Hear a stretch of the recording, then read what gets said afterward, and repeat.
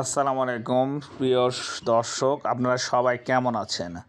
আজকে আমি আসছি আসলে ফুলকপি দিয়ে আলুর ঝোল রান্না করব। রান্নার সাথে পাতাকপি ভাজি করব। এর জন্য আমি প্রয়োজনীয় যে জিনিসপাতিগুলো সেগুলো নিয়েছি। পাতাকপি নিয়েছি, আলু নিয়েছি, ফুলকপি নিয়েছি। তো আমরা ফুলকপিগুলো পিস পিস করে কেটে নেব। ফুলকপি কাটার সময় একটা জিনিস খেয়াল রাখতে হবে, সাধারণত ফুলকপির মধ্যে অনেক সময় পোকা থাকে। এই জন্য ফুলকপিগুলো কেটে পানিতে ভিজিয়ে রাখলে অনেক সময় ছোট পোকা থাকলে সেগুলো বের হয়ে আসে। তা আমরা ফুলকপিগুলো আগে পিস পিস করে কেটে নিচ্ছি। তারপরে আমরা সেগুলো পানিতে ভিজিয়ে রাখতেছি।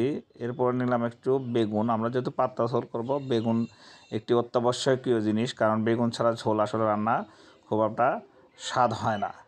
এছাড়াও আমরা নিয়েছি পাকড়ি আলু। এই আলুটা হচ্ছে সাধারণত হল্যান্ডের আলু এখন মানুষ বেশি খায়, কিন্তু পাকড়ি আলুগুলো হচ্ছে ঝোলের জন্য রান্নাতে ভালো লাগে। তা এই জন্য আলু নিলাম। আলুটা পাতলা পাতলা স্লাইস করে কেটে নিব। কেটে নিয়ে এগুলো সকল কিছু পরিষ্কার করে নেব। এখন যেহেতু আমরা শুধু করব না, পাতাকপি ভাজি করব, এই জন্য আলুগুলো ওই জিগরি যেভাবে কাটে ওইভাবে আলুগুলো কেটে দিচ্ছি। কেটে নিয়ে আমরা পাতাকপিটা কাটার জন্যে নিব। পাতাকপি পলে নিব আর কি, ছোটো ছোটো করে পলে নিব।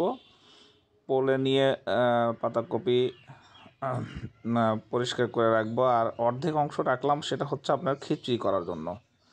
খিচুড়িতে পাতাকপি দিয়ে খিচুড়ি করলে খিচুড়িটা আসলে খুব স্বাদ লাগে। এই যে পাতাকপিগুলো পলা হয়ে গেছে, এখন আমরা পাতাকপিগুলো এবং এগুলো ধুয়ে নিয়ে রান্নার জন্যে রান্নাঘরে চলে যাব। রান্নাঘরে গিয়ে রান্না শুরু করব। এই যে আমরা দেখছেন কড়াইয়ে তেল দিয়েছি। তেল দেওয়ার পর সকল মশলা এক জায়গায় মিক্সড করে নিয়ে এটা ভালো করে কষাচ্ছি। কষায় নেওয়ার পরে যখন এটার বাদামি রং ধারণ করবে, বাদামি রং ধারণ করার পর্যন্ত এটা কষাতে হবে। কষানোর পরে যে আলু যেহেতু খুব শক্ত হয়, সেহেতু আলুগুলো আগে দিব। দিয়ে আলুটাকে আবার এইটার মধ্যে একটু করে কষাবো। তারপরে দিব ফুলকপিগুলোর উপরে দেওয়ার পরে ফুলকপির উপরে ধনিয়ার পাতা, সেটা হচ্ছে সেন্ট হওয়ার জন্য দেওয়া হয়, এবং আমার ধনিয়া পাতার অনেক পুষ্টিগুণ আছে। দিয়ে আবার এটা ভালো করে মিক্সড করব চুলার উপর রেখেই। চুলার উপর রেখে মিক্সড করার পরে এটা নাড়াচাড়া করে একটু কালার আসলে যখন দেখা যাবে একটু তখন বেগুনগুলো দেবো। কারণ বেগুন সাধারণত নরম হয় এবং খুব তাড়াতাড়ি সেদ্ধ হয়, এই জন্য সবার শেষে বেগুন দেব। এবং বেগুন দেওয়ার পরে তরকারিগুলোকে আবারও ভালো করে কষাতে থাকবো।